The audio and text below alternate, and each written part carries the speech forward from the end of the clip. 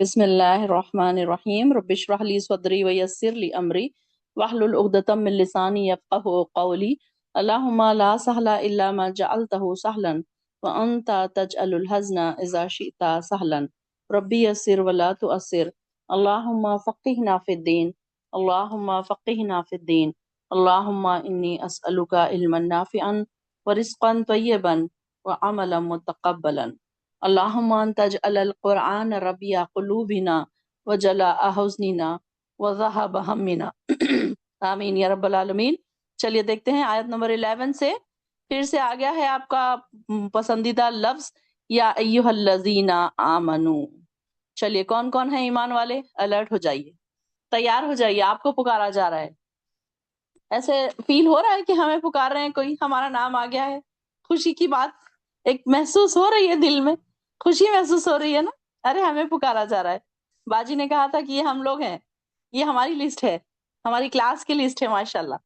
تو یہاں پر اب دیکھیے کہ پھر سے الرٹ ہو جانا ہے، اللہ تعالیٰ ہمیں کیوں پکار رہے ہیں، کیا کہہ رہے ہیں کہ اللہ اپنے بندوں کو اور زیادہ ریوارڈ دے کر اور زیادہ احکامات دے کر ان کو خالص کرنا چاہتے ہیں نا اللہ تعالیٰ، اسی لیے تو ہمیں احکامات دیے جا رہے ہیں۔ تو یہاں اب اللہ تعالیٰ ہمیں پکار کر کیا کہنے والے ہیں، الرٹ ہو جائیے دوڑ کے کہ اب کیا ہے ہمارے لیے، کیا احکام پیش ہو رہے ہیں۔ دیکھیے صحابہ کرام بھی ایسے ہی کرتے تھے کہ جب بھی یا ایھا الذین آتا تھا نا تو وہ کیا کرتے تھے، فوراً الرٹ ہو کے بیٹھ جاتے تھے کہ اب کیا بات آ گئی، ہمارے لیے کیا احکام آئے ہیں، اور وہ فوراً خوشی خوشی سمعنا و اطعنا کے لیے تیار رہتے تھے۔ تو اللہ تعالیٰ سے دعا کر لیجیے پہلے ہی، اللہ تعالیٰ آگے جو بھی احکام آنے والا ہے ہم اس کو ماننے والے ہیں۔ اب ہمیں ماننا آئے گا نہیں آئے گا وہ بات کی باتیں، یہ ہمارے لیے مشکل ہوگا آسان ہوگا، یہ سب بات کی باتیں ہیں، لیکن جیسے یا ایھا الذین آمنو آیا، اب ہمیں پتہ چلا کہ ہمیں کوئی احکام ملنے والا ہے، تو اب ہم پہلے سے ہی اپنے آپ کو پریپیئر کر لیں، تیار کر لیں، اپنے مائنڈ کو پریپیئر کریں، سیٹ کر لیں کہ اب جو بھی احکام آئیں گے انشاءاللہ اللہ تعالیٰ ہم پورے احکامات فالو کرنے کی کوشش کریں گے۔ اللہ تعالیٰ ہم نے اب کو چھوٹے چھوٹے بیبی سٹیپس لینا شروع کر دیے ہیں الحمدللہ، اب ہم اللہ تعالیٰ آپ کی راہ میں دوڑنے بھی لگیں گے۔ تو یہاں پر کیا بات ہو رہی ہے، یا ایھا الذین آمنو اذکروا نعمت اللہ، یاد کرو نعمتوں کو میری۔ اب ہے کہ ہم پیچھے بھی پڑھ چکے ہیں نا کہ نعمتوں کو بار بار یاد دلایا جا رہا ہے کہ اللہ کی نعمتیں، جیسے کہ ہم ابھی ذکر کر رہے تھے، کافی ایسی نعمتیں جن کے بارے میں ہم نے کبھی خیال نہیں کیا، لیکن الحمدللہ قرآن سے جڑنے کے بعد ہمارے دل کے دروازے ایسے کھل گئے، سارے پردے ایسے ہٹ گئے کہ اب ہمیں ساری چیزیں نظر آنے لگی۔ پہلے ایسے لگتا تھا جیسے ہماری آنکھوں پر پردے، دلوں پر پردے، دماغ پر پردے پڑے ہوئے تھے ہمارے، جو ہمیں کچھ نظر ہی نہیں آتا تھا، بس گھر میں کام کیا کرنا ہے، صفائیاں کیا کرنا ہے، پکانا کیا ہے، شام میں جانا کیا ہے، دعوت ہے تو کپڑے کیا پہننا ہے، یہی ہمارا ایک کیا کہتے ہیں ٹینشن ہوا کرتی تھی۔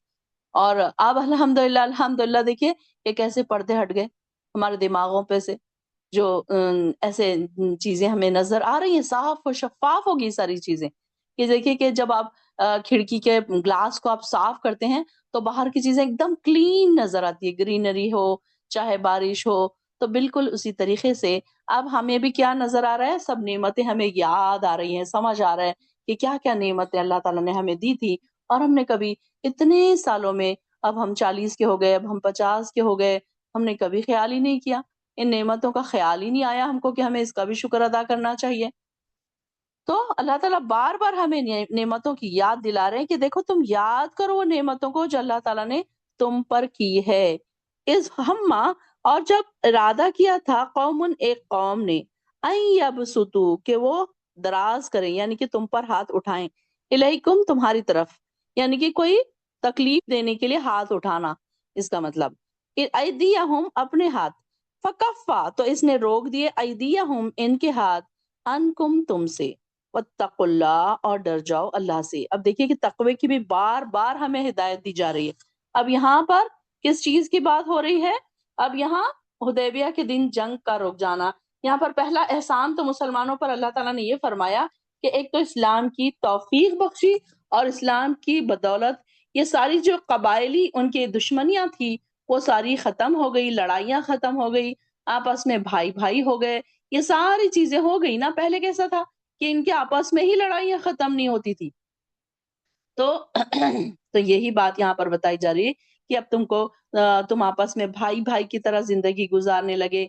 दूसरा बड़ा एहसान ये था कि हुदैबिया के मौके पर काफिर ये चाहते थे कि तुम पर हमला आवर हों। ये उस तरफ इशारा है, सुलह हुदैबिया की तरफ यहाँ पर इशारा है कि कैसे मुसलमानों के खिलाफ ये लोग प्लान्स बनाते थे और कैसे उनके ऊपर हमला आवर होने की कोशिशें करते थे। तो यहाँ पर अल्लाह ताला ने वो एहसान याद दिला रहे हैं, अल्लाह ताला कि वो उस एहसान को भी याद करो कि जब हमने तुमको बचाया, लेकिन अल्लाह ताला ने ऐसे हालात पैदा कर दिए कि वो अपना इरादा बदल पूरा ना कर सके।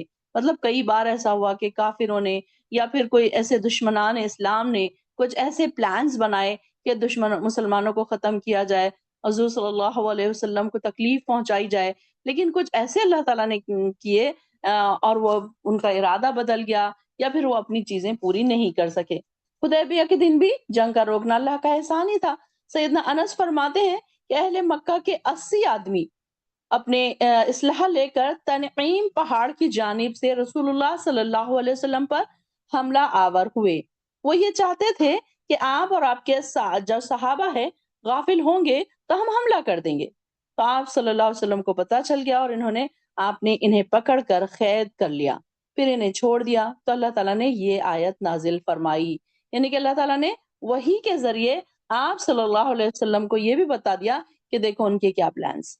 तो ये भी अल्लाह की नेमत है ना, उस वक्त अगर ये सब ना होता तो कैसे वो लोग तो हमला कर देते। फिर अल्लाह ताला की ये भी एक अल्लाह का नेमत है, एक इसको भी याद दिलाया जा रहा है कि देखो उस वक्त अल्लाह ताला ने कैसे मुश्किल तरीन हालात थे ना उस वक्त मुसलमानों के लिए, तो बड़ा ही मुश्किल तरीन हालात थे। तो अब ऐसे हालात में अल्लाह की मदद, तो वहां पर ये याद दिला जा रहा है। और एक जगह आता है कि सैयदना सलमा बिन अकवा कहते हैं कि मेरे चचा आमिर ने कबीले अबलाद के एक जो नामी जनामी शख्स को, जो एक झोल पड़े हुए घोड़े पर सवार और 70 मुशरिकों का साथी था, घेर कर रसूलुल्लाह सल्लल्लाहु अलैहि वसल्लम के पास लेकर आए। आपने इन मुशरिकों की तरफ देखा, फिर फरमाया इन्हें छोड़ दो। अहदनामा हुदैबिया की बैद अहदी के गुनाह की इब्तिदा भी इन्होंने ही की और तकरार भी इन्हीं से हुई। इसी सिलसिले में अल्लाह ताला ने ये आयत नाजिल फरमाई, यानी कि कई ऐसे वाकयात उस वक्त हुए थे कि उस वक्त अल्लाह ताला ने ये आयत नाजिल फरमाई। हालांकि ये देखिए कि ये आयत सुलह हुदैबिया या इसी के आसपास के हालात के मुतालिक नाजिल हुई थी और दौरे नबूवी में कई बार ऐसे मौके पेश आते रहे कि कभी कुफार मक्का ने जंग के जरिए, कभी यहूदियों ने साजिशों के जरिए इस्लाम को खत्म करने की कोशिशें की। फिर कभी तो अल्लाह ताला ने वही के जरिए मुसलमानों को दुश्मनों की साजिशों से इत्तला दे दी और इस्लाम को खत्म कर देने की इन्होंने कई बार कोशिशें की, लेकिन अल्लाह ताला ने वही के जरिए आप सल्लल्लाहु अलैहि वसल्लम को बता दिया कि इनके प्लान्स क्या हैं। और कभी ऐसे हालात पैदा कर दिए कि काफिरों को हमला आवर होने की जुरात ही नहीं हो सकी, उनकी हिम्मत टूट गई या कुछ हालात ऐसे हो गए कि वो आगे ही नहीं बढ़ सके। तो कई ऐसे मकामात थे जहां पर अल्लाह ताला ने मदद फरमाई। तो यहाँ पर इसी आयत में इस बात का जिक्र अल्लाह ताला फरमा रहे हैं कि ऐदियहुम फकफ्फा, यानी कि रोक दिए उन्होंने, कई बार उन्होंने तुम्हारी तरफ अपने हाथ दराज करने की कोशिश की तो अल्लाह ताला ने उनके हाथ रोक दिए। वत्तकुल्लाह, और अल्लाह से डरो, व अलल्लाहि फलयतवक्कलिल मोमिनीन, और अल्लाह पर, और चाहिए अल्लाह पर ही तवक्कल करें ईमान वाले। अब ये देखिए कि इतनी सारी चीजें होने के बावजूद अल्लाह ताला मदद कर रहा है, सब कुछ है, लेकिन उसके बावजूद तवक्कल होना चाहिए। और तवक्कल कैसा होना चाहिए? पहले अपनी कोशिश भी होनी चाहिए, उसके बाद तवक्कल होना चाहिए। अब जैसे कि हुजूर सल्लल्लाहु अलैहि वसल्लम जंगों में जाते थे तो ज़िर्रा पहन कर जाते थे। ये नहीं कि बस अल्लाह पे तवक्कल है, अल्लाह ताला मुझे बचा लेगा तो मुझे ज़रा पहनने की क्या ज़रूरत है, मुझे हथियार उठाने की क्या ज़रूरत है। अल्लाह ताला चाहता तो बिना बिना जंगों के भी इस्लाम को गलबा हासिल कर देता। लेकिन अल्लाह ताला ने ये भी सिखाया कि देखो मेहनतें भी करो, कोशिशें भी करो, साथ-साथ अपनी कोशिश के साथ तवक्कल अलल्लाह। अगर हम कहें कि कोई बीमारी है, नहीं मुझे डॉक्टर के पास नहीं जाना है, मैं तो बस तवक्कल करती हूँ अल्लाह ताला ठीक कर देगा, तो ऐसे चलेगा? नहीं चलेगा। तो इसके लिए तवक्कल करना है और उसके साथ कोशिशें भी करना है, जद्दोजहद भी करना है, कोई भी चीज के लिए मेहनतें भी करना है। तो तवक्कल कैसे? मोमिनों को तवक्कल ये होना चाहिए कि अल्लाह है, सब ठीक कर देगा। कोई परेशानी आई है, कोई मुश्किलें आई हैं, वहां पर तवक्कल। कोई किसी का अपना कोई दुनिया से चला जाए, وہاں پر توکل. کوئی ایسی پریشانی میں کوئی انسان مبتلا ہو گیا, وہاں پر توکل کہ اللہ تعالیٰ نے دیا ہے مشکل, اللہ تعالیٰ ضرور دور کر دے گا. مجھے یہاں کیا کرنا چاہیے؟ اللہ سے دعائیں کرنی ہے, یا اس کی وہ تدابیر کرنی چاہیے جو اس سے پھر ہم جو بھی کر سکتے ہیں اللہ تعالیٰ آسان کرے ہمارے لیے, تو وہ بھی تدبیریں بھی کرنی ہے ساتھ ساتھ. جیسے کہ اب کوئی بیماری ہے تو آپ کے لیے اس کے لیے آپ چھوٹی چھوٹی تدبیریں کریں, میڈیکل کا بھی آپ سہارا لیں, کچھ ہوم ریمیڈیز بھی کریں. اب جیسے کھانسی ہوتی ہے یا پھر بخار ہوتا ہے, تو ہم پوری طریقے سے توکل کر کے بیٹھ نہ جائیں کہ چلو ضرورت نہیں ہے, اللہ تعالیٰ خود ہی ٹھیک کر دے گا, بلکہ ہم کو کچھ نہ کچھ اس کے ساتھ ہوم ریمیڈیز ہیں یا دوائیں ہیں یا میڈیسنس ہیں, جو بھی ہم کو لینا ہے وہ سب لینے کے بعد ہم توکل کریں گے کہ ہاں اس دوا میں اللہ تعالیٰ مجھے ضرور شفا دے گا. جب بھی ہم دوا کھائیں تو دوا کھاتے کھاتے ہم یہ ضرور کہیں کہ اللہ اس دوا میں تو کوئی طاقت نہیں ہے, اللہ یہ کہ تو اس میں طاقت ڈال دے, اللہ یہ کہ تو اس میں فائدہ میرے لیے شفا بنا دے اس کو. کیونکہ ضروری نہیں ہے کہ ایک گولی اگر ایک انسان کھاتا ہے اسے فائدہ ملتا ہے, دوسرا انسان کھاتا ہے اسے کوئی فائدہ نہیں ملتا, یہ بھی پاسبلٹیز ہے. کئی بار ایسا ہوتا ہے کہ ایک کام آپ کرتے ہیں, ایک کام سامنے والا کرتا ہے. کچھ چیزیں ایسی ہوتی ہیں جو آپ کی باڈی کو سوٹ ہوتی ہیں, کسی کی باڈی کو نہیں سوٹ ہوتی ہیں. تو ہر چیز میں شفا ڈالنے والا اللہ ہے. جب بھی آپ کوئی دوا بھی کھائیں, جب بھی آپ کوئی ایسا کوئی کام کریں, تو اللہ سے ضرور یہ بات کہیں کہ اللہ شفا ڈالنے والا تو ہے, اللہ اس کام کو پورا کرنے والا تو ہے. میں نے دعا تو کر دی, اب میں نے تیرے ذمہ ڈال دیا یہ ساری چیزیں, اب بعد میں جو بھی کرنا ہے وہ اللہ ہی کرنے والا ہے. تو اللہ تعالیٰ سے دعا بھی کرتے جائیں, شفا کی دعائیں بھی پڑھتے جائیں, اور دوسری چیزیں جب بھی ہم کریں اللہ کے ساتھ ہم توکل ہمارا ایسا ہونا چاہیے کہ چاہے برائی ہو چاہے اچھائی ہو, اللہ نے کیا ہے, یہ ہمارا ہونا چاہیے توکل کہ کوئی غلط نہیں ہوا. کوئی دیکھیے کہ آج اگر جہالت جہاں پر ہے گھروں میں, تو وہاں پر کتنا رونا پیٹنا ہوتا ہے کہ کیسے دیکھو اللہ تعالیٰ نے ہمارے ساتھ ایسے کر دیا, ایسے کر دیا, یہ ہو گیا ہمارے ساتھ, یہ ہو گیا. کیسا رونا پیٹنا, شکوے شکایت, اللہ سے بھی شکوے شکایت کرتے ہیں لوگ. تو یہ کیسے ہو سکتا ہے کہ جب انسان ایک مومن اگر توکل کرنے والا ہو, تو پھر اس کو کیسے ہم کہہ سکتے ہیں کہ اس کو اللہ پر توکل نہیں ہے. کوئی کسی کے ماں باپ کا پیرنٹس میں سے کسی کا ایک انتقال ہو جاتا ہے, بچے چھوٹے ہیں, تو وہاں پر کوئی لوگوں آس پاس لوگ جو بیٹھے ہیں وہ کیسی باتیں کرنے لگتے ہیں. اگر جہالت والے لوگ ہیں, آپ دیکھیں گے کہ کیا کہتے ہیں, ہائے اتنے چھوٹے بچوں کی ماں چلی گئی, پتہ نہیں اللہ تعالیٰ کو ذرا رحم نہیں آیا. کیا ایسی باتیں کرنا صحیح ہے؟ یہ توکل تو نہیں ہے. اللہ تعالیٰ بہتر جانتا ہے کہ ان کی ماں کو دنیا سے لے جانا میں کتنا فائدہ تھا, کتنی بہتری تھی, کتنا ان کے لیے اب یہ دیکھیے نا کہ اس میں بھی ہم پڑھتے کہ سورہ کہف میں بھی کہ وہ بچے تھے چھوٹے, اور ان کے والدین کا انتقال ہو گیا تھا, ان کے پاس خزانہ تھا, تو وہ خزانہ اللہ تعالیٰ نے کیسے دیوار اٹھا ان کے دل میں یہ بات ڈالی کہ وہ دیوار اٹھا دیں اس خزانے کے لیے. تو یہ ساری چیزیں کیسی ہیں, اللہ پر توکل, کہ کیسے ہم اللہ پر توکل کریں, یہ ہمیں چیز قرآن کے ساتھ میں سیکھنے کو بھی مل رہی ہے. اور الحمدللہ یہ چیزیں ہمیں آ رہی ہیں کہ جو بھی بیماری ہے توکل اللہ, کہ اللہ ٹھیک کر دے گا, اللہ نے یہ دیا ہے اللہ ٹھیک کر دے. کوئی پریشانی آ رہی ہے, اور یہ ساری چیزوں میں ہم کو توکل بہت ضروری ہے کہ کیسے ہم توکل کرتے ہیں. کیا ہم اب یہ دیکھیے کہ جب ہم اتنا پڑھ رہے ہیں تو ہمارے اندر کیا چینجز آئے ہیں. کہیں ایسا تو نہیں کہ ہم بھی عام لوگوں کی طرح شکوے شکایت کرنے بیٹھ جا رہے. کبھی بھی ہم اللہ سے کہ میں سالوں سے میں دعائیں کر رہی ہوں, میری تو دعائیں نہیں قبول ہوتی ہے, ایسے چلو چھوڑو میں تو اب نہیں پڑھوں گی. اور میں نے کئی لوگوں کو دیکھا ہے جب پریشانی میں آتے ہیں, جب دعائیں کرتے ہیں, جب تہجد پڑھتے ہیں, اور بعد میں تہجد غائب, دعائیں غائب. وہی بس 5 ٹائم کی نماز پر سر پہ سے اتار کر پھینکنا ہے تو بس وہ سر پہ سے اتار کے پھینک دیا.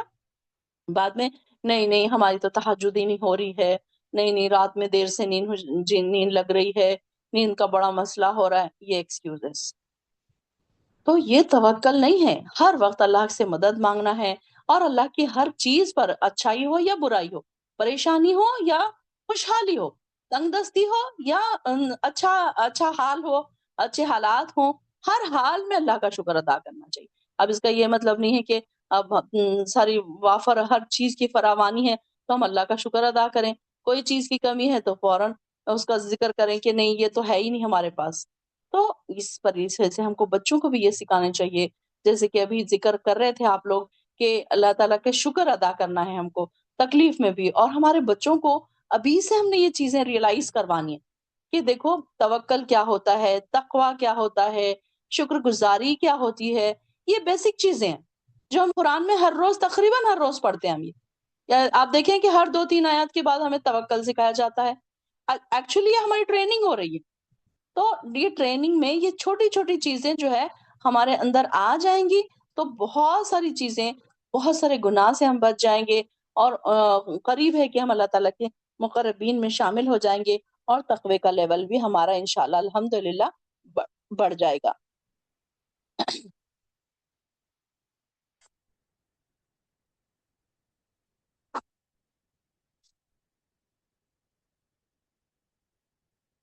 فَلَقَدْ أَخَذَ اللَّهُ، اور البتہ تحقیق اللہ نے لیا، میثاق عہد، بنی اسرائیل سے.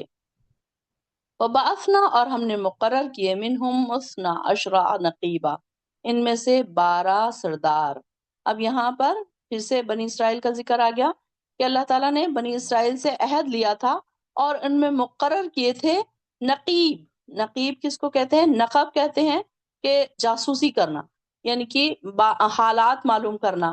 تو یہاں پر نقیب، نقیبہ، جو ان کے جو سردار تھے وہ کیا کیا کرتے تھے؟ سردار سارے اپنے اپنے جو بھی ان کے ماتحت ہوتے تھے گروپس، تو ان کا وہ حالات کا جانکاری رکھتے تھے کہ کس کو کیا چاہیے، کیا چاہیے، کیا نہیں چاہیے. یہ ساری چیزوں کی معلومات رکھنا، اس کو کہتے ہیں نقب، نقیب. تو یہاں پر 12 سردار. 12 کیوں تھے؟ کیونکہ ہم نے پیچھے بھی پڑھا نا، 12 نہریں، 12، یہ سارے کون تھے؟ یہ 12 کیوں تھے؟ یہ 12 کون تھے؟ یہ کس کا ذکر آ رہا ہے؟ یہ چلے لکھیے جلدی سے چیٹ باکس میں فاسٹ. اس کا آنسر آتا ہے ویری گڈ، ایکسیلنٹ، سارا امتیاز. یعقوب علیہ السلام کی اولاد بنی اسرائیل، ویری گڈ. یعقوب علیہ السلام کے کتنے بیٹے تھے؟ Very good, excellent. 12 بیٹے تھے، 12 قبیلے، 12 بیٹوں کے 12 جو ان کے جو کیا کہتے ہیں خاندان، 12 خاندان جو تھے، 12 بیٹوں کے 12 خاندان جو تھے، تو یہ 12 قبیلے تھے. یہ تو ان کے لیے کیا کیا اللہ تعالیٰ نے؟ 12 نقیب مقرر کیے. اور قال اللہ انی معاکم، دیکھیے یہ بھی بڑی کتنی بڑی بات ہے. اور ان کو کیا کہا اللہ تعالیٰ نے؟ بے شک میں تمہارے ساتھ ہوں، انی معاکم. یہ بھی کتنا آنر تھا. دیکھیے بنی اسرائیل کو ہر اللہ تعالیٰ نے کتنی نعمتوں سے نوازا. بار بار اللہ تعالیٰ فرماتے ہیں کہ ہم نے بنی اسرائیل کو بڑی نعمتوں سے نوازا، اور بعد میں انہوں نے کیا کیا کہ کفران نعمت کی اور اللہ تعالیٰ کی ناراضگی کا سبب بنے. بہت سے ایسے کام کیے جو نافرمانیوں والے کام تھے. تو اللہ تعالیٰ نے دیکھی کہ ان کو کیا کہا تھا؟ انی معاکم، میں تمہارے ساتھ ہوں. کتنی بڑی بات تھی کہ اگر وہ اس بات کو سمجھتے کہ اللہ تعالیٰ ہمارے ساتھ ہے، اور کیا چیز کی ضرورت ہے. کہ یہ 12 جو بنی اسرائیل کے جو 12 نقیب تھے، ایک تو یہ ان کی ذمہ داری کیا تھی؟ نقیب کے معنی کیا ہے؟ میں نے بتایا آپ کو، نگرانی اور تفتیش کرنے والے. تو بنی اسرائیل کے 12 قبیلے تھے، اور موسیٰ علیہ السلام کے زمانے میں یہ ساری چیزیں موجود تھیں. مطلب بنی اسرائیل نے جب موسیٰ علیہ السلام سے پانی کا مطالبہ کیا تھا تو اللہ تعالیٰ نے موسیٰ علیہ السلام کو حکم دیا تھا کہ فلاں پتھر پر اپنا عصا مارو تو 12 چشمے پھوٹ پڑیں گے. تو ایسا ہی ہوا، اور ہر قبیلے نے اپنا اپنا چشمہ اور پانی پینے کی جگہ پہچان لی، اور اس پر انہوں نے قبضہ کر لیا تھا. یعنی انہی 12 قبیلوں میں سے ہر قبیلے سے ایک ایک نقیب مقرر کیا گیا تھا، جس کا کام یہ تھا کہ وہ لوگوں کے اخلاق کی، کردار کی نگرانی کرے، اور انہیں بے دینی اور بد اخلاقی سے بچانے کی کوششیں بھی کرتا رہے. یہ ساری چیزیں ان کو، وہ نقیب جو تھے، ان کو دیکھنا تھا. اور اللہ تعالیٰ نے کیا کہا؟ لئن اقمتم، البتہ اگر تم قائم رکھو گے، الصلاۃ، نماز، وآتیتم الزکوٰۃ، اور تم ادا کرو گے زکوٰۃ، وآمنتم برسولی، اور ایمان لاؤ گے میرے رسولوں کے ساتھ، وعزرتموہم، اور ان کو تقویت پہنچاؤ گے، یعنی کہ ان کی مدد کرو گے، انبیاء کی مدد.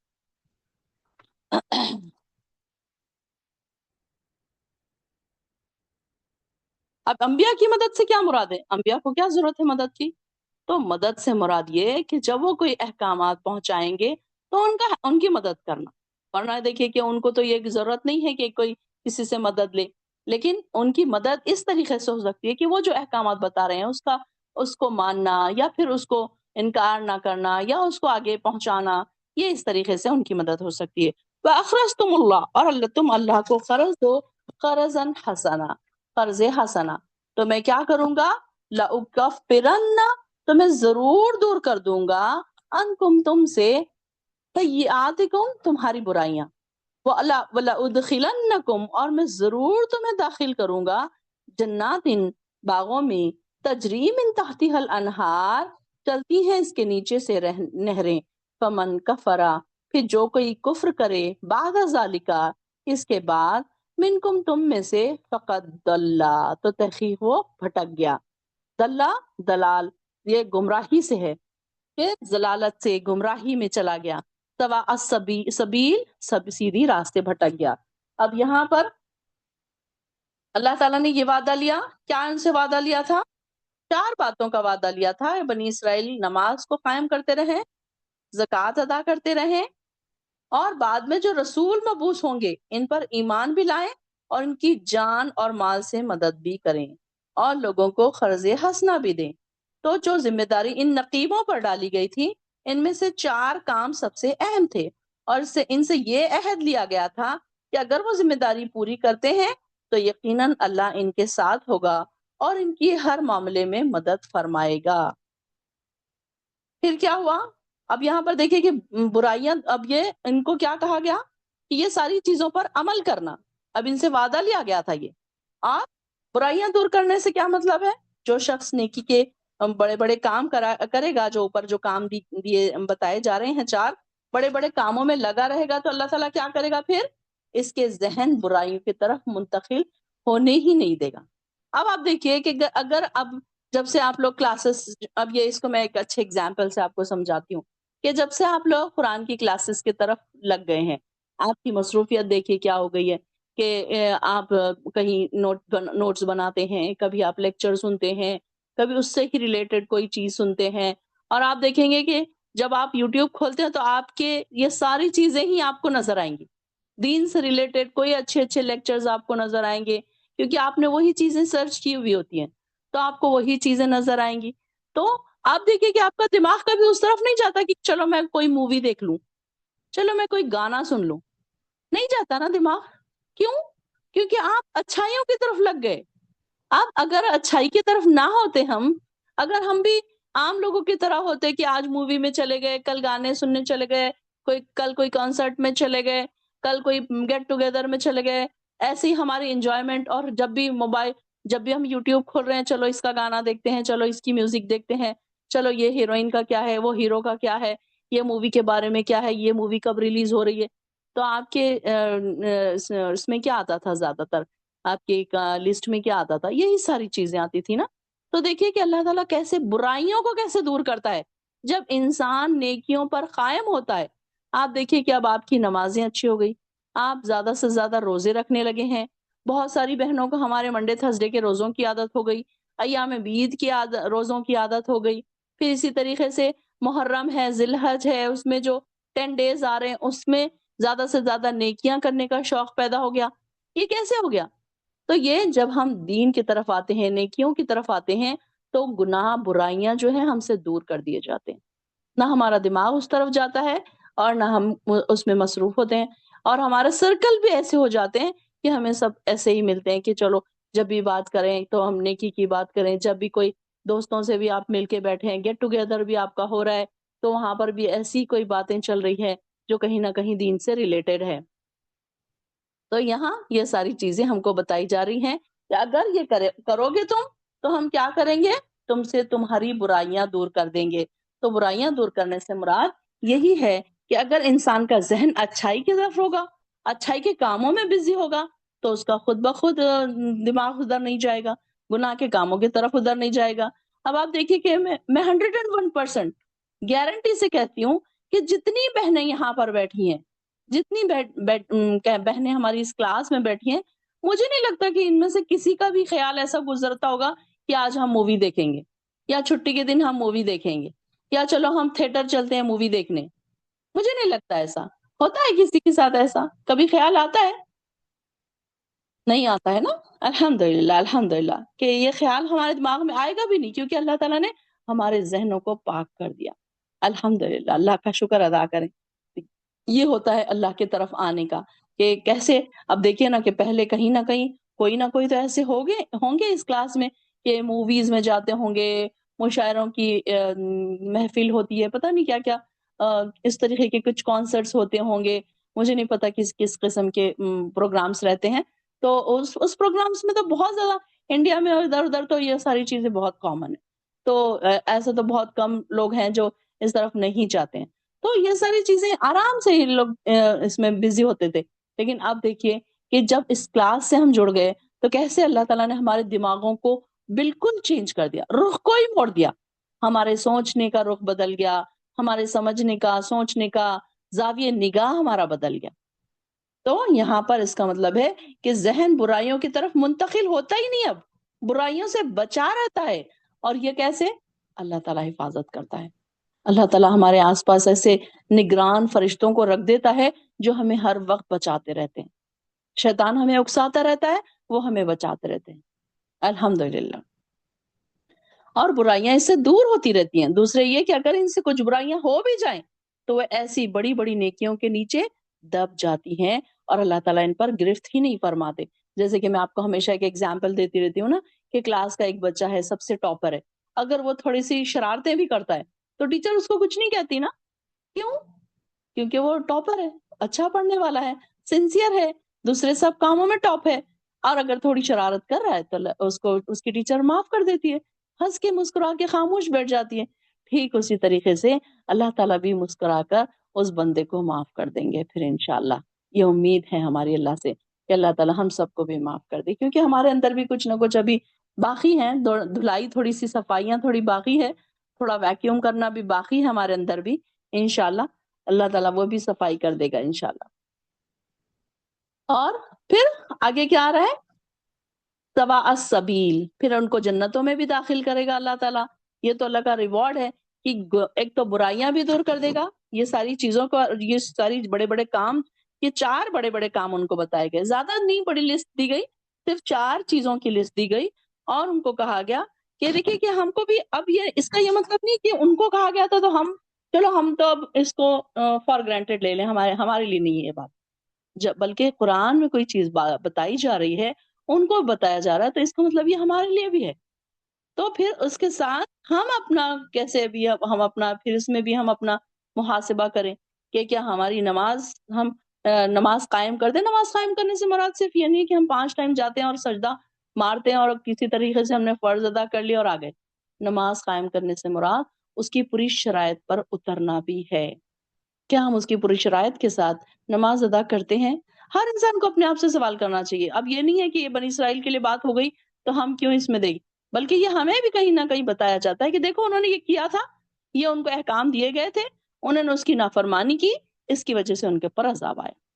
اب اگر ہم یہ نہیں کریں گے تو اللہ نہ کرے کہ وہ ساری چیزیں ہم پر بھی تھوپ دی جائیں گی پھر، تو اللہ تعالیٰ نے ہم کو الرٹ کرنے کے لیے ساری باتیں بتائی کہ اس وقت انہوں نے یہ نہیں کیا تھا، ایسے انہوں نے انکار کیا تھا، کیسے انہوں نے نافرمانیاں کی تھی، اس وجہ سے ان پر عذاب آیا تھا۔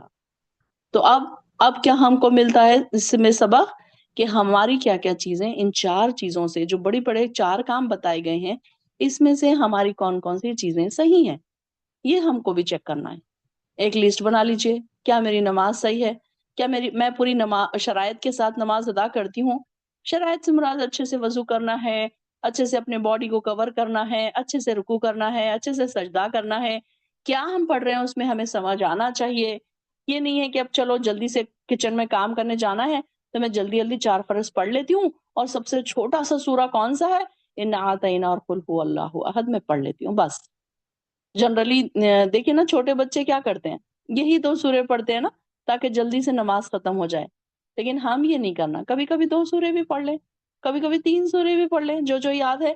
کبھی آپ کو سورہ ملک یاد ہے، آپ سورہ ملک کو آدھا پڑھ لیجئے، پاؤ پڑھ لیجئے، 10 آیتیں پڑھ لیجئے، جو آپ کو نئی نئے سورے یاد کر رہے ہیں آپ اس کو نماز میں دہراتے جائیے، تو اللہ تعالیٰ بھی خوش ہوگا کہ ارے میرا بندہ کتنی سکون کی، کتنی آرام کی نماز پڑھ رہا ہے۔ تو نماز قائم کرنے سے مراد بہت ساری چیزیں اس میں آ جائیں گی، اس کے ابھی ہم زیادہ ڈیٹیل میں ہم نہیں جائیں گے۔ پھر اس کے بعد زکوٰۃ ادا کرنا، ایک مسلمان خوش دلی سے زکوٰۃ ادا کرتا ہے، اور جو بخیل ہوتے ہیں وہ سوچتے ہیں کہ ہاں یہ گولڈ ہی مت خریدو، کہاں ہمیں زکوٰۃ دینی پڑے گی، چلو کھا پی کے سارا ختم کر دو۔ تو کیوں؟ ان کو غریبوں کو دینا نہیں ہے نا۔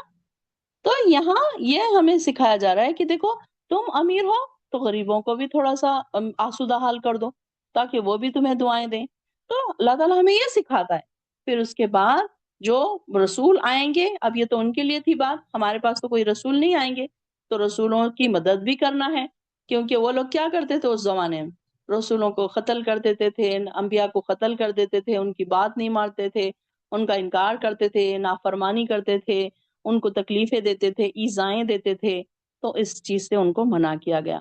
اور لوگوں کو قرض حسنہ دینا، قرض حسنہ سے کیا مراد ہے کہ ان کو ہیلپ کرنا، یا چاہے تو اب یہاں پر زکوٰۃ نہیں آئے گی، زکوٰۃ تو فرض چیز ہے، قرض حسنہ میں نفیلی صدقات آئیں گے۔ تو کون کون سی چیزیں ہیں آپ جو ایسی دے سکتے ہیں جو نفیلی صدقات میں؟ کھانا ہے، پینا ہے، کپڑے ہے، کسی کی فیس ہے، کسی کی بیماری علاج کے لیے پیسے ہیں، یہ ساری چیزیں پھر کس میں آ جائیں گی؟ قرض حسنہ میں۔ تو یہ اللہ کی رضا کے لیے قرض حسنہ، یعنی کہ یہ ایسا قرض ہے جو اللہ تعالیٰ کے سیونگز میں آپ کا جمع ہو رہا ہے، آپ کو وہاں جانے کے بعد یہ لوٹایا جائے گا، یہاں نہیں لوٹایا جائے گا۔ ایک بینک ہوتی ہے جو آپ کو جب چاہے جب لوٹا دیتی ہے، آپ جا کے اپنے بینک میں پیسے رکھتے ہیں، آپ کو 1 سال کے بعد ضرورت پڑی، 1 مہینے کے بعد ضرورت پڑی، آج آپ نے رکھا، کل آپ کو ضرورت پڑی، آپ نکال سکتے ہیں۔ لیکن یہ ایک ایسا اکاؤنٹ ہے کہ آپ اس کا آپ کو کیش کب ملے گا؟ کیش بیک مرنے کے بعد۔ تو یہ ہم کو بتایا جا رہا ہے کہ یہ قرض حسنہ اللہ تعالیٰ کے لیے دینا ہے، خاص اللہ کی رضا کے لیے دینا ہے، اخلاص کے ساتھ، کہ اللہ تعالیٰ مجھ سے خوش ہوگا، اللہ تعالیٰ کے پاس میرا یہ جمع ہوگا، اللہ تعالیٰ اس کو جمع کر کے رکھے گا میرے لیے، مجھے وہاں ضرورت پڑے گی نا۔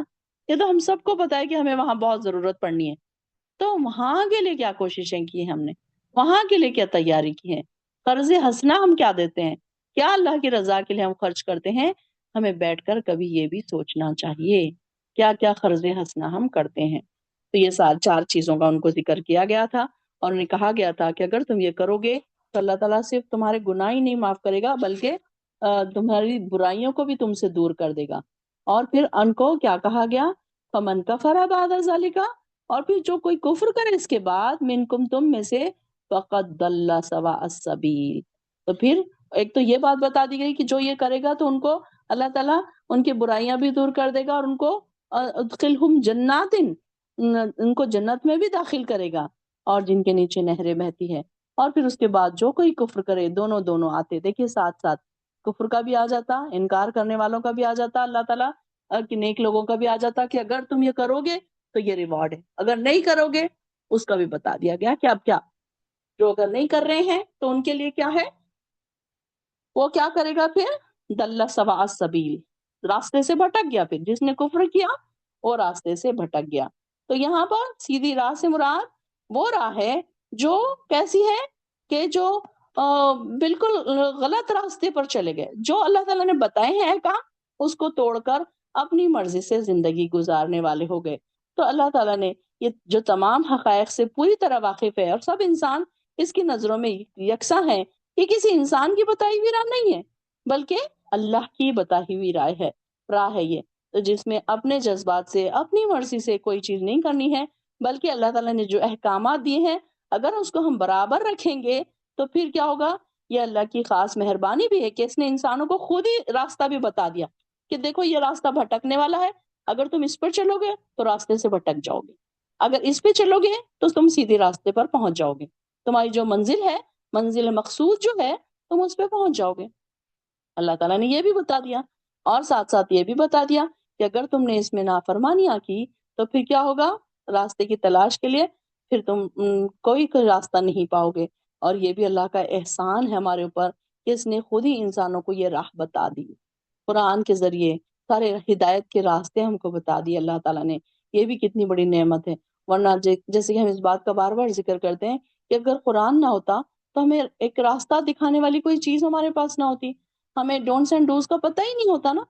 تو جیسے جہالت والے دور میں ساری چیزیں چلتی تھی، آج بھی چلتی تھی، آج بھی اسے ہو سکتا ہے کہ اس سے کہیں زیادہ چلتی تھی آج، وہ اس وقت تو تھوڑی ہوں گی لیکن آج اس سے زیادہ ہوتی تھی۔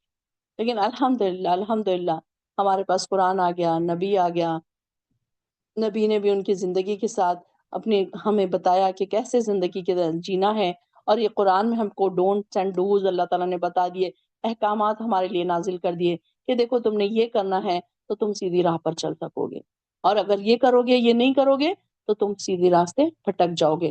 تو یہ اللہ تعالیٰ کا ایک خاص احسان ہے کہ اس نے خود ہی انسانوں کو یہ راہ بتا دی، جس سے انہیں اس دنیا میں اس راستے کی تلاش کے لیے کوئی پریشانی نہ ہو۔ اگر راستے میں اب اگر قرآن نہ ہوتا تو ہمیں راستہ تلاش کرنے میں کتنی پریشانی ہوتی۔ تو اللہ تعالیٰ نے خود ہی راستہ بھی بتا دیا، اور یہ راستہ انسان کو آخرت میں بھی کامیابی عطا کرتا ہے۔ اب بنی اسرائیل نے کیا کیا؟ جب ان کو یہ سب کہا گیا تو انہوں نے کیا کیا؟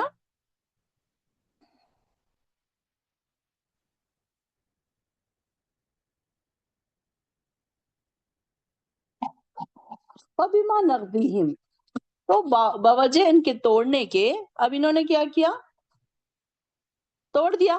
وہ جو ان کو عہد لیا گیا تھا وہ انہوں نے توڑ دیا، میثاقہم، اپنے عہد کو، لعنہم، تو ہم نے ان پر لعنت کی، لعناہم، تو اللہ تعالیٰ نے ان سے جو عہد لیا تھا انہوں نے اپنے عہدوں کو توڑ دیا، تو اللہ تعالیٰ نے بھی کیا کیا ان کے اوپر؟ ایک تو لعنت کی، اور دوسرے کیا کیا؟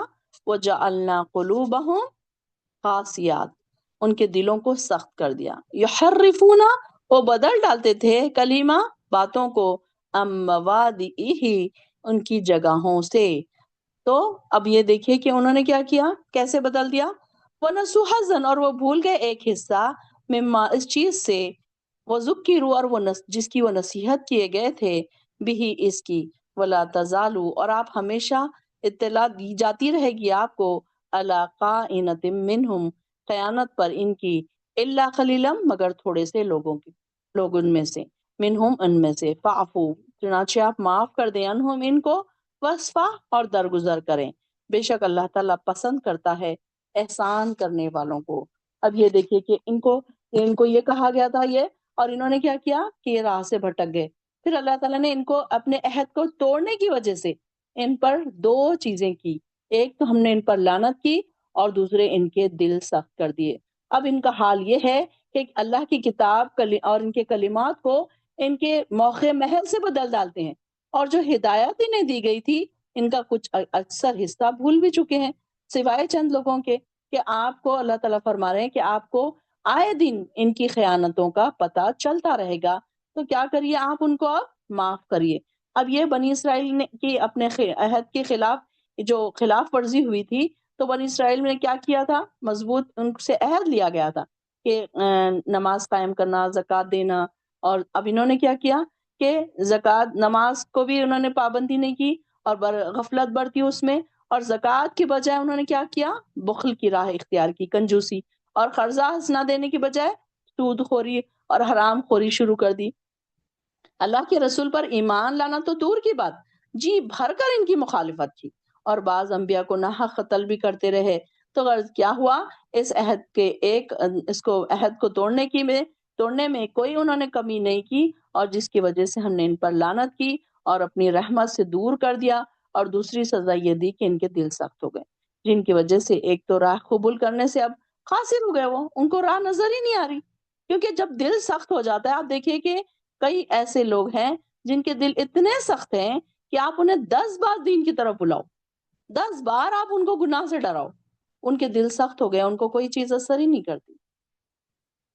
تو یہاں پر ایسے ہی لوگوں کی بات ہو رہی ہے، اب یہاں تو بنی اسرائیل کی بات ہو رہی ہے، لیکن آج بھی ہمارے آس پاس ایسے لوگ موجود ہیں جن کے دل اتنے سخت ہیں کہ ہم چاہتے ہیں کہ وہ دین کی طرف آئیں لیکن وہ نہیں آتے۔ کیوں اللہ تعالیٰ نے ان کے اوپر دلوں کو سخت کر دیا؟ ان کے دلوں کیا وجہ ہوگی؟ کہیں یہ تو نہیں کہ انہوں نے بھی نافرمانی کی ہوگی یہ ساری چیزوں کی۔ اب یہ صرف ایسا خاص ان کے لیے نہیں تھا، بنی اسرائیل کے لیے، کہ یہ لوگ نافرمانی کریں گے تو ان کے دل سخت کریں گے، بلکہ اس کے بعد قرآن میں گئی آیا، اب اس کے بعد جو بھی کوئی یہ احکامات کی خلاف ورزی کرے گا، اللہ تعالیٰ ان کے اوپر لعنت بھی ڈالے گا، اور پھر ان کے لیے ان کے دلوں کو سخت بھی کر دے گا۔ تو یہاں یہ لوگوں کی بات بتائی جا رہی، تو ان دونوں سزاؤں کے نتیجے یہ نکلے کہ ان لوگوں نے کیا کیا؟ اللہ کی کتاب میں تحریف کر ڈالی، چینجز کر ڈالے، اور پھر کئی آیتوں کا مفہوم بدل ڈالا، اور اسے کچھ کا کچھ بنا دیا۔ اور دوسرا نتیجہ یہ نکلا کہ انہیں کہا تو یہ گیا تھا کہ اللہ کی کتاب سے نصیحت اور عبرت حاصل کریں، تو یہ بات تو انہوں نے چھوڑ دی اور اس کے بجائے اپنا سارا زور الفاظ اور اس کے گتھیاں سلجھانے میں صرف کرنے لگے اور ایسا مطلب نکالا جو ان کی خواہش کے مطابق تھا۔ یہ بھی بات آ گئی کہ انہوں نے کیا کیا، ایسے ایسے کیا، تو اللہ تعالیٰ پھر آپ صلی اللہ علیہ وسلم کو فرما رہے ہیں واعف عنہم، آپ کیا کریں، ان کو معاف کر دیں، ان اللہ یحب المحسنین، اللہ تعالیٰ پسند کرتا ہے محسنین کو۔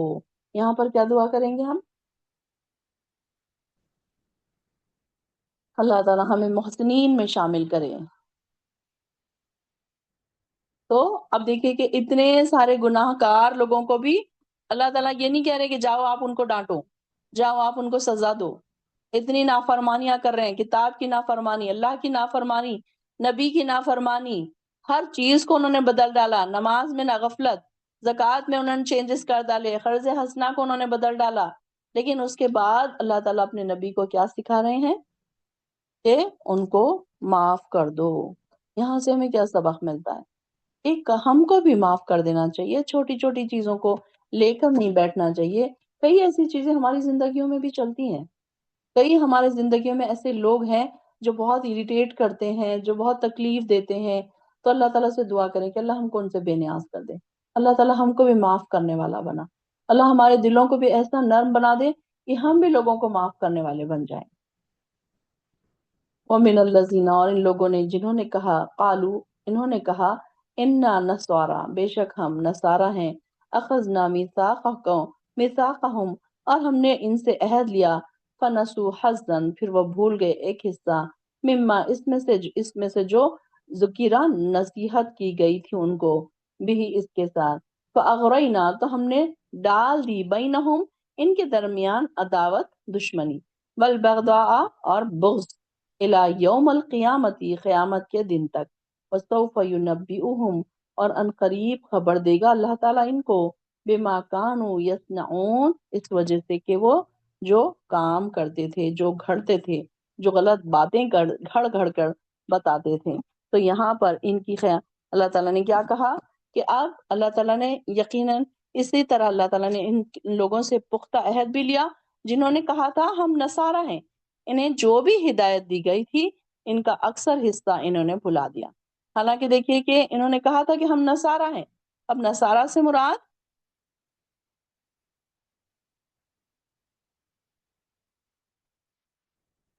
نصارہ سے بھی یہی اسی قسم کا، یہ اوپر کس کا ذکر آ رہا تھا؟ ایک عہد کس سے لیا گیا تھا؟ بنی اسرائیل سے، اور دوسرا عہد کس سے لیا گیا؟ نصارہ سے۔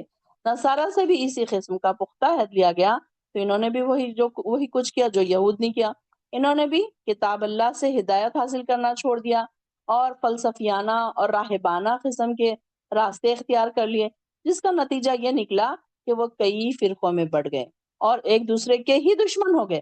اب یہ دیکھیے کہ اللہ تعالیٰ نے کیا کیا ان کو، پھر ایک دوسرے کے ہی دشمن کر دیا اللہ تعالیٰ نے، اور پھر اسی پر معاملہ ختم نہیں ہوا، بلکہ بلکہ نصارہ اور یہود میں مستقل طور پر ہمیشہ سے عداوت اور دشمنی چل نکلی، اور جہاں کہیں نصارہ کی حکومت قائم ہوتی تو انہوں نے یہودیوں پر جی بھر کے ظلم ڈھائے، اور ان کی یہ دشمنی قیامت تک جاری رہے گی، کیونکہ ان کی کتابوں میں تحریف ہو چکی ہے، چینجز ہو چکے ہیں، اور کوئی ایسی الہامی کتاب متفق علیہ چیز ان کے پاس موجود ہی نہیں ہے جس کی بنیاد پر کسی وقت ان کی اتحاد کی بنیاد اٹھائی جا سکے۔ تو اس سے یہ معلوم ہوتا ہے کہ اہل کتاب نے بے شمار آیات میں تعویلیں کر ڈالی، اور اس میں کچھ لوگوں کو چھپا بھی دیا، کچھ لوگوں کو نہیں بتایا کچھ آیتیں، اور اللہ تعالیٰ نے رسول اللہ صلی اللہ علیہ وسلم کو ایسی آیات کا علم عطا کیا۔ پھر ان میں سے بہت سی آیات ایسی بھی تھی جن کا آپ نے یہود سے ذکر ہی نہیں کیا، ہم نے پڑھا تھا نا کہ کچھ ایسی تھی جو وہ چھپا لیتے تھے اور بتاتے نہیں تھے، تو کئی ایسی چیزیں کہ اللہ تعالیٰ نے پھر ان کو نبی صلی اللہ علیہ وسلم کو بتا دیا، ان کے اوپر کھول دیا کہ انہوں نے کیسے کیسے چھپائی، آیتیں چھپائی، اس کو چینجز کر دیے، اور جب ان کے موقع محل ہوتا، ضرورت پڑتی ان کو، تو وہ آیتوں کو وہ بدل ڈالتے تھے۔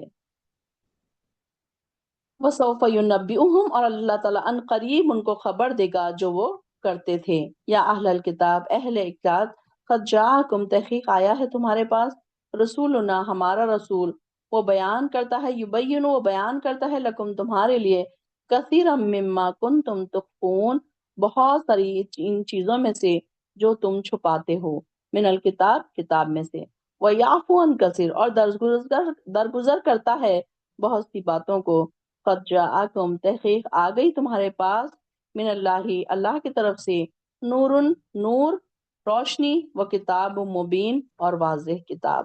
یعنی کہ یہ لوگ کیا کرتے تھے کہ یہ ساری چیزیں چھپا دیتے تھے، اور اللہ تعالیٰ نے یہ ساری چیزیں نبی پر کھول دیا۔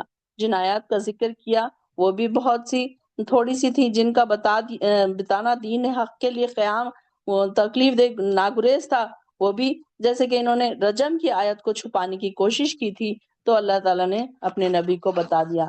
کئی چیزیں ایسی تھی کہ بہت ساری چیزوں میں انہوں نے آیاتوں کو چھپا دیا۔ یہ کئی بار کیا کرتے تھے وہ، جب کوئی بڑے لوگ ہوتے تھے، معزز لوگ ہوتے تھے، ان کے اوپر کوئی سزا لاحق ہوتی تھی، تو پھر کیا کرتے تھے، اپنی کتاب میں سے وہ سزا والے پیجز کو چھپا دیتے تھے، وہ لائنز کو چھپا دیتے تھے، اور پھر کیا کرتے تھے کہ ان کو وہ سزا نہیں دیتے تھے۔ تو یہ بھی اس طریقے سے انہوں نے راستے، الگ الگ راستے انہوں نے نکالے تھے۔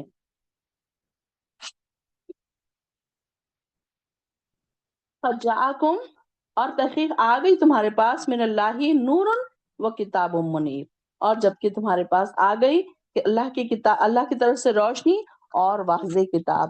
اب قرآن میں نور کا لفظ دیکھیے کہ بہت جگہ آیا ہے، اور یہ نور مبین کیا ہے، یہ تو یعنی کہ کتاب، یہ ہدایت دینے والی کتاب، نور مبین یعنی کہ ایسا نور جو ہم کو کھلے راستہ دکھانے والا ہے۔ تو بعض علماء نے نور سے مراد رسول اللہ صلی اللہ علیہ وسلم بھی لیا ہے، اور بعض نے کتاب بھی لی ہے، نور کو کتاب مبین بھی قرار دیا ہے، تو یعنی کہ دونوں بھی چیزیں ہیں۔ اور قرآن میں کئی جگہوں پر، بہت سارے مقامات پر وَأَنزَلْنَا إِلَيْكُمْ نُورًا مُبِينًا بھی کہا گیا، إِنَّا أَنزَلْنَا التَّوْرَاةَ تورات کو بھی نور کہا گیا، اور وَآتَيْنَاهُ إِنْجِيلَ فِيهِ هُدًى وَنُورٌ انجیل کو بھی نور کہا گیا۔ یعنی کہ جتنی بھی کتابیں آسمان سے نازل ہوئی تھی، ان کتابوں کو بھی نور کہا گیا۔ یہ ساری چیزیں کیسی ہیں، ہدایت دینے والی، راستہ دکھانے والی ہے، ایسی روشنی ہے جس میں ہم چل سکتے ہیں۔ جیسے کہ میں نے آپ کو اگزامپل بتایا تھا کہ گاڑی کی ہیڈ لائٹ، بالکل یہ اسی طریقے سے ہمارے لیے کام کرتی ہے یہ کتاب، کہ ہم کو راستہ دکھاتی ہے، اندھیروں میں بھٹکنے نہیں دیتی۔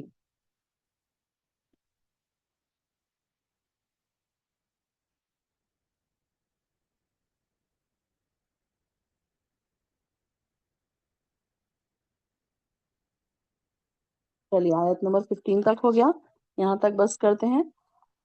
وآخر الدعوانا الحمد للہ رب العالمین۔